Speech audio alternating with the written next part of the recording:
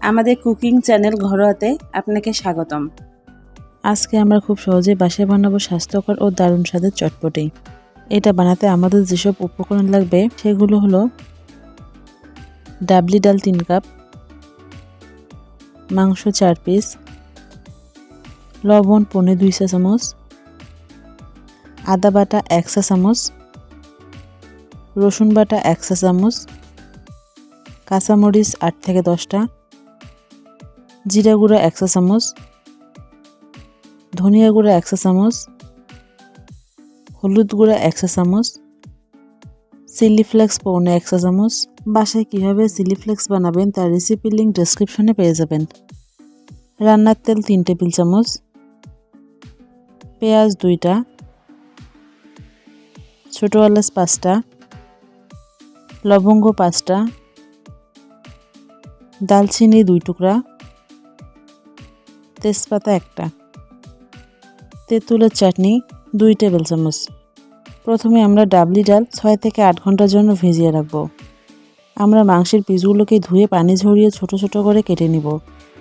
এতে আমরা 1.5 চা চামচ লবণ, সবটুকু আদা বাটা, রসুন বাটা, জিরা গুঁড়া, ধনিয়া গুঁড়া ও হলুদ গুঁড়া, 1/2 চা চামচ চিলি ফ্লেক্স এবং 1 টেবিল চামচ রান্নার তেল ঢেলে ভালোভাবে মাখিয়ে নেব।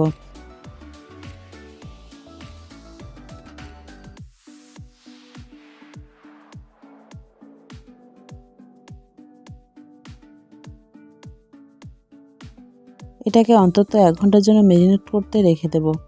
একটা প্যানে 2 টেবিল চামচ রান্নার তেল ঢেলে এতে পেঁয়াজ কুচি, তেজপাতা, দালচিনি, ছোটো এলাচ ও লবঙ্গ ঢেলে দেব।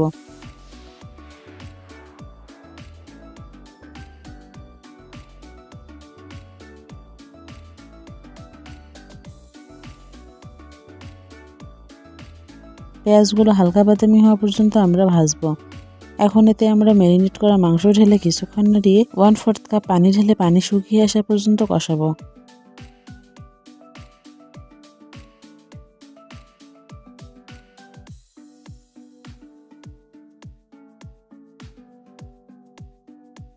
আবারও আমরা এতে 1/4 কাপ পানি ঢেলে পানি শুকিয়ে আসা পর্যন্ত কষাবো।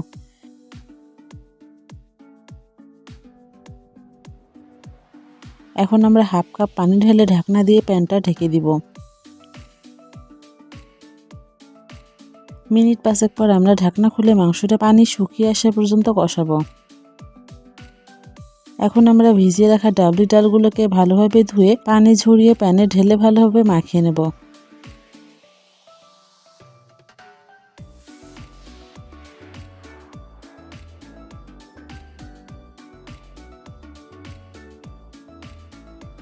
এরপর এতে কাঁচামরিচ ঢালবো এবং আলাদা পাত্রে গরম করে রাখা পানি ডাবলি ডালে দ্বিগুণ পরিমাণ অর্থাৎ 6 কাপ পানি ঢেলে চুলা মিডিয়াম টু লো আঁচে রেখে ঢাকনা দিয়ে ঢেকে দিব।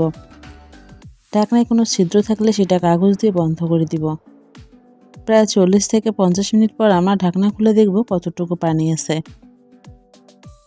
পানি এরকম কমে আসলে আমরা চুলা বন্ধ করে দিব।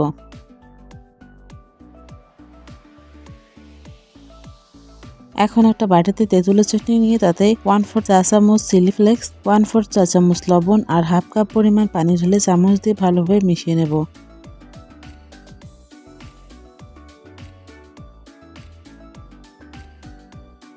এখন আমরা চটপটির ওপর পরিমাণ মতো ভেঙে নেওয়া ফুচকা বা পাঁপড়, শসা কুচি, তেঁতুলের টক দিয়ে পরিবেশন করব। ভিডিওটি কেমন লাগলো কমেন্টে জানাবেন। ভালো লাগলে অবশ্যই লাইক ও শেয়ার করবেন। এরকম মজাদার খাবারের সহজ রেসিপি মিস না করতে চাইলে আমাদের চ্যানেলে সাবস্ক্রাইব করুন ও বেল আইকনে ক্লিক করুন। পরের ভিডিওতে আবার দেখা হবে।